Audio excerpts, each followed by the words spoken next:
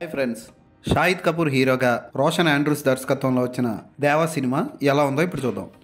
ఈ సినిమాలో పూజా హెగ్డే ప్రధాన పాత్ర పోషించింది. దేవ్ ఆంబ్రే పిచ్చి పట్టిన పోలీసులా ప్రవర్తిస్తూ ఉంటాడు. కోపం వస్తే విరక్కొడుతూ ఉంటాడు. అతనికి ఒక ఫ్రెండ్ ఉంటాడు, రోహన్. అతను ఎవరన్నా ఏమన్నా అంటే అతను తట్టుకోలేడు. అతను కూడా పోలీసే.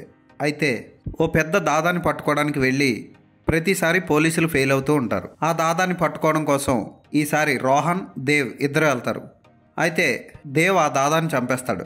కానీ రోహన్కే ఆ క్రెడిట్ ఇచ్చి మెడల్ దక్కేలా చేస్తాడు. అయితే మెడల్ అందుకునే టైంలో రోహన్ని ఎవరో కాల్ చేస్తారు. రోహన్ని చంపింది ఎవరో తెలుసుకోవడం కోసం తన ప్రాణమిత్రుడిని చంపిన వాళ్ళ మీద పగబట్టిన దేవ్ ఏం చేశాడు, అయితే ఆ హత్య చేయించింది ఎవరో తెలుసుకుంటాడు దేవ్.